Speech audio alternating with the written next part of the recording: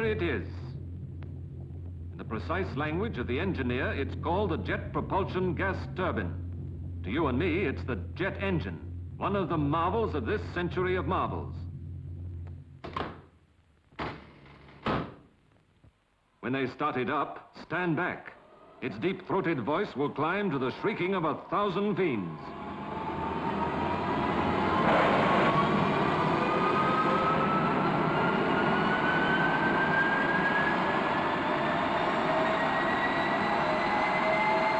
Its flaming breath is white-hot gas, fed by drafts of liquid fuel. Watch that gallon go.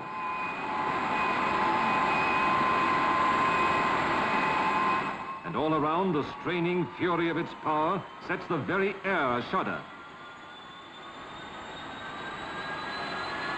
Here is the inside story. Air and fuel ignited in combustion chambers, and the resulting gas ejected through a jet pipe at the rear.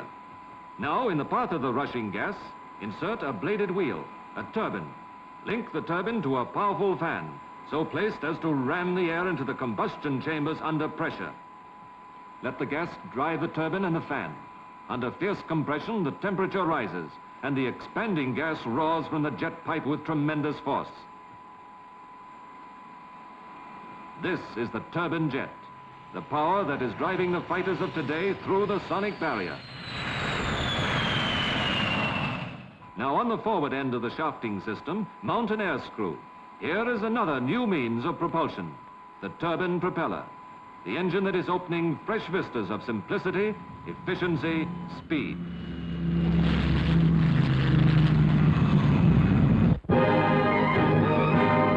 To the British aircraft industry, the turbine jet and the turbine propeller engines have brought a golden opportunity. Says the Dean of British Air Designers, Charles Clement Walker, in this new form of air travel, Britain has the chance to make up the leeway lost in the war, when we were developing combat aircraft to the exclusion of all else. In many a research center, they are grappling with the special problems posed by the enormous power of the jet.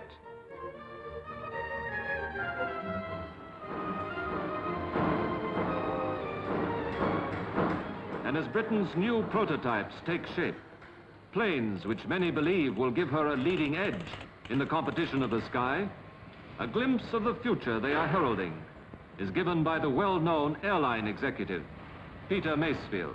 At a speed of 2,000 miles an hour, which is at least in sight, the journey from London to New York could be completed non-stop in about 2 hours.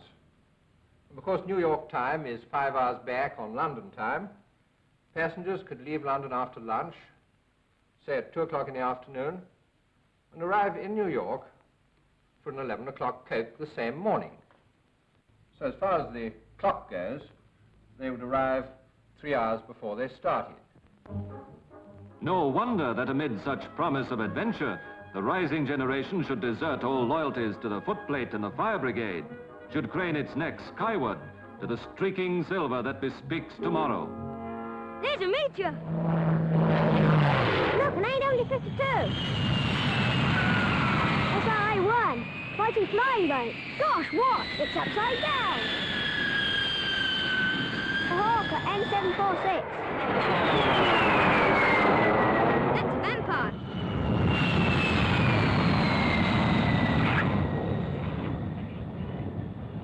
No wonder, too, that the eerie whistle of the jet should have brought a mysterious jargon all its own to the language of the engineer. Well, with the tubular-type heat exchanger, to get the area, you want a lot of tubes, and consequently, the inside diameter of the tubes are very small. Consequently, the overall power output will go down, just like this.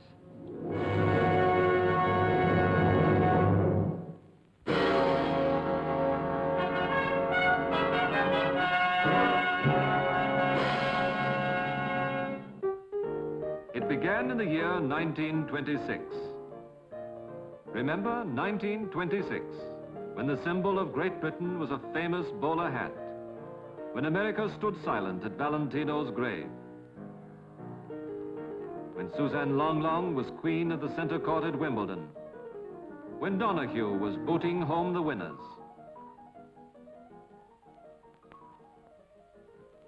In that year, at the Royal Air Force College at Cranwell, there was a young cadet who had been interested in aircraft since the tender age of 3.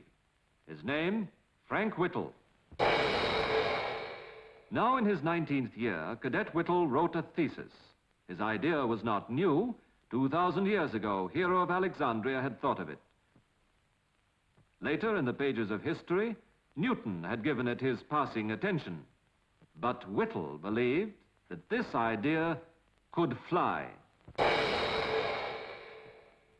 It was fortunate indeed that Whittle's notions should gain the sympathetic ear of his instructor, Flight Lieutenant Patrick Johnson.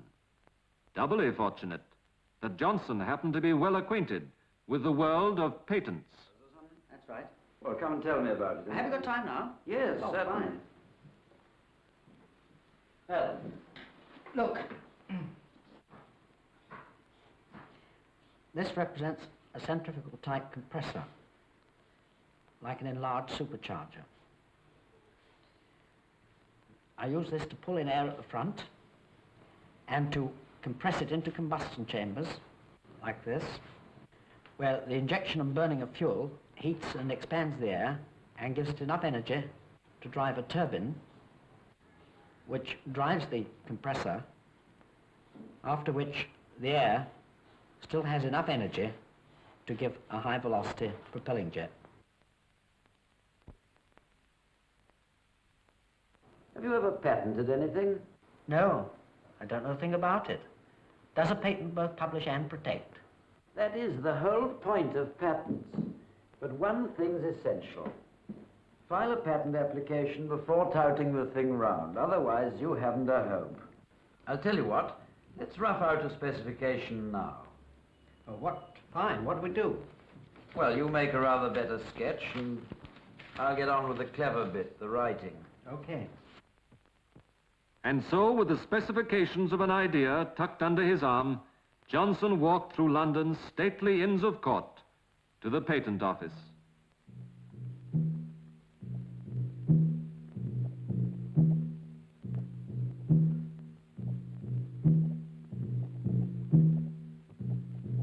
On his way, he glanced into the library, that famous library where the walls are lined with dreams, illustrious, unknown, crazy.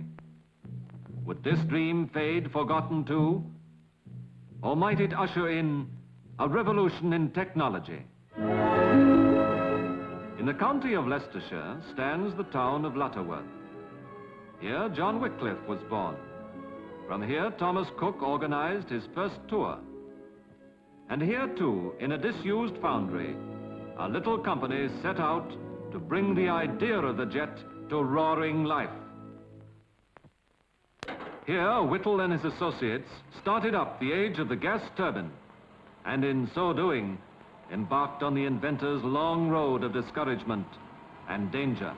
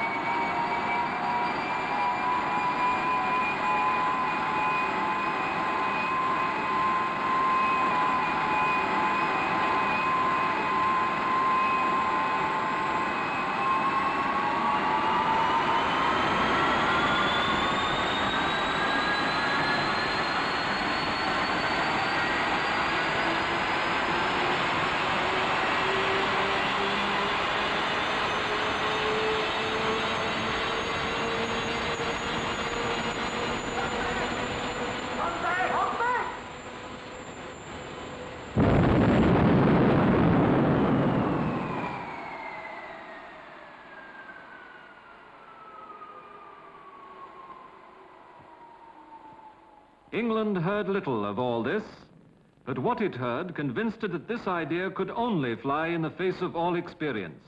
Have you heard the latest crazy idea about aero engines? Some Air Force chap, Whittle, I think his name is, or something like that. Yes, something about using gas, 500 or 600 degrees temperature. Nothing could take a temperature like that. Why, the whole thing would explode in his face. But across the fields of Leicestershire, where Squire Osbaldeston once ran his 30 miles a day, and Nimrod talked horses all night as the pot went round, a new music began to mingle with the sound of hoof and horn, the whining cry of a gas turbine running sweet and true.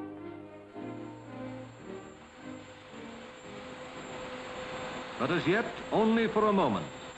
Time and time again, they saw the instant of success dissolve once more into weary hours of failure. I'm sorry to say we've had another blade failure. We were running at nearly full speed, and one of the blades came off.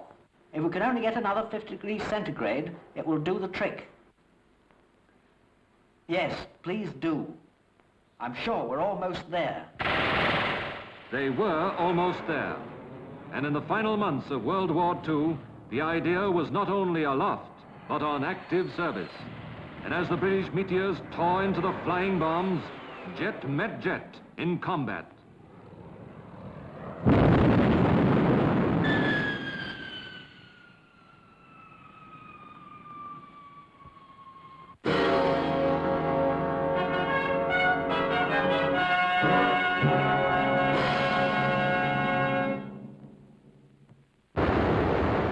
In a few short years, the gas turbine has burnt its fiery mark into the calculations of engineers and economists alike. Yesterday, a hope in the minds of a dogged few. Today, manpower and money on a national scale are flowing into its development. For in this latest wonder of applied science, Britain sees a source of her future wealth and welfare.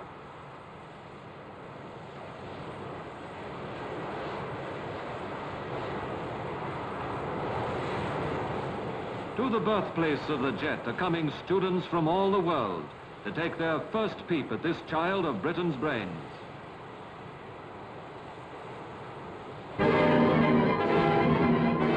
But most vital to a people whose memorials of the poignant past daily remind them of the stark needs of the present is the fact that this invention places in their hands an export attractive to nearly every progressive country overseas. In the factories whose devoted labor sustained the fighter pilots through the days of peril, skills famous the world over are now working to capacity on foreign orders for a new prime mover, at once cheap, efficient, simple.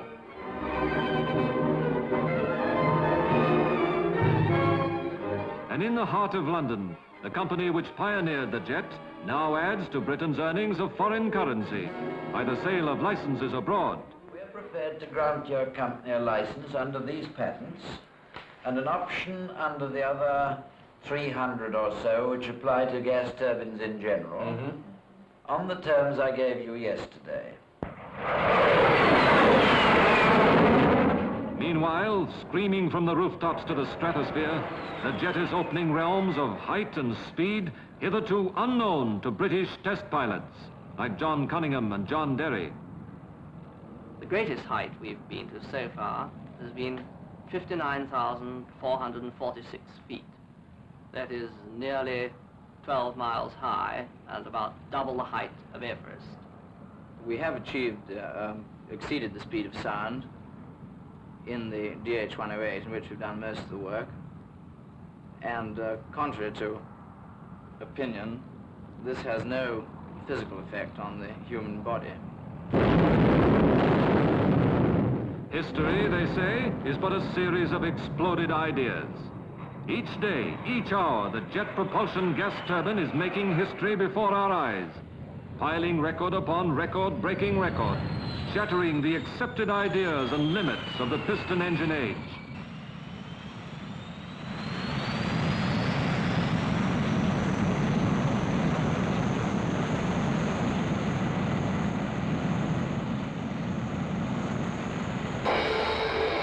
But today, British engineers are foretelling as great a future for this marvel on the ground as in the air.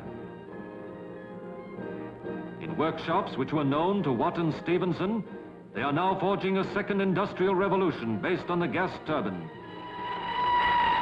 Soon, a crack British Railways Express will be gas turbine hauled, says Chief Engineer Hawksworth of the Western Region. 2 locomotives powered by gas turbines are at present under construction for the western region of the British Railways. We hope to use them to haul the famous Cornish Riviera Express, and we believe they will be capable of very high average speeds. From other furnaces are coming the special secret formula metals to start the new power source on its career at sea. Soon, one of Britain's largest tankers will be equipped with a marine gas turbine engine designed to give maximum performance on the cheapest of fuels.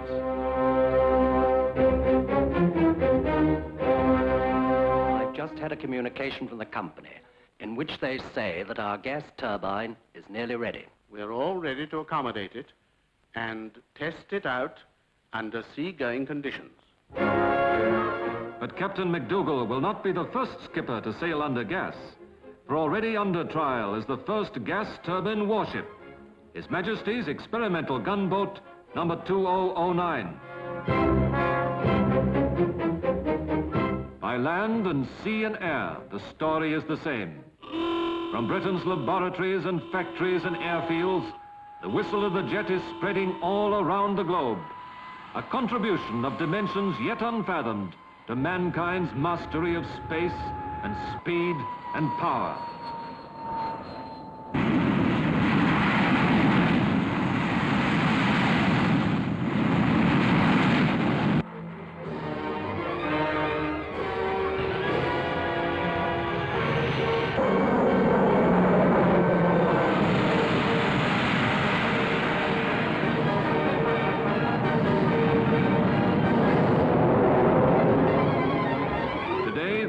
Cadet of 1926 is Air Commodore Sir Frank Whittle, KBE CBFRS. Today, the little company in the disused foundry has given birth to another mighty field of industrial endeavor. And now, behind the lonely pioneers of an idea, there stands the science of two continents.